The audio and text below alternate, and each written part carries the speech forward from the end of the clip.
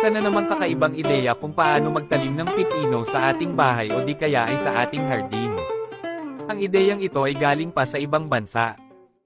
Una ay kumuha siya ng isang buong bunga ng pipino. Hiniwa ito ng maninipis, inilagay ito sa pinagpupunlaan ng mga buto at tinagpan ito ng lupa, hanggang sa ito ay di na makikita. Habang nagpapatubo siya ng mga binhing pipino ay naghanda na siya ng lagayan ng paglilipatan nito. Bawat isang lagayan ay nilagyan niya ito ng organikong lupa. Pinantay-pantay niya ito hanggang sa mapuno na ito. After 10 days ay inilipat niya na ang tanim niyang pipino sa malaking lagayan. Dapat dahan-dahan ang pagkuha ng binhing pipino at sa paglipat nito ay mainam na kasama pati ang lupa upang hindi mag-alaw ang mga ugat nito. Bawat isang lagayan ay tinaniman niya ito ng 3 binhing pipino. Pagkatapos ay dahan-dahan niya na itong diniligan ng tubig para hindi na ito malanta. After 25 days, nagkaroon na ito ng maraming mga dahon at malapit na itong gumapang. Kaya naglagay na siya ng kahoy para gawin niyang trellis. Itinusok niya ito sa bawat gilid ng tanim niyang pipino. Inayos niya din ang pagkakalagay nito upang pag magkaroon na ito ng bunga ay hindi ito masisira. Kailangan talaga na matibay ang pagkakagawa mo nito kung sakaling dumami man ang mga bunga. Naglagay din siya ng fertilizer medyo malayo sa puno at tinagpan niya na ito ng lupa.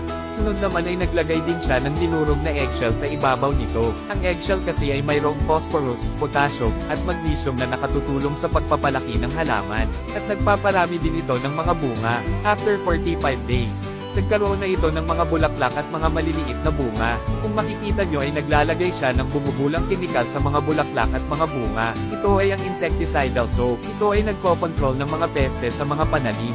Ang insecticidal soap ay mahigpit na ginagamit sa malambot na katawan ng mga insekto. Ito ay mahusay na gumagana sa mga karaniwang peste tulad ng aphids, lace bugs, mealybugs, mites, leafhoppers, scale insects, spider mites, thrips at whiteflies. Papatayin nito ang malalambot na lacebug nymph, isang immature na yugto ng buhay, ngunit hindi nito masisira ang kanilang matitigas na itlog. Ano ba ang recipe para sa homemade insecticidal soap para sa mga halaman? 2.5 tablespoon dishwashing liquid, mas mabuti ang Dawn o Lemon Joy, at hindi ang otomatikong may mix na mga sabon na panghugas ng pinggan. Ihalo sa 2.5 tablespoon na vegetable oil bawat galon ng maligamgam na tubig. Gawin lamang ang kailangan para sa isang araw na paggamot. Ang isang insecticidal soap na tulad nito ay karaniwang hindi nakakapinsala sa mga halaman, hayop o tao. Kung hindi nyo po masyadong maintindihan, search nyo na lang po ang ingredients ng insecticidal soap sa Google. Bagay na bagay ang insecticide na ito sa mga taong walang puhunang pambili at nagtitipid ng mga gastusin. Karamihan naman talaga sa pag-apply nito sa mga pananim ay ini-spray ito para pati ang dahon matatamaan ng insecticidal soap.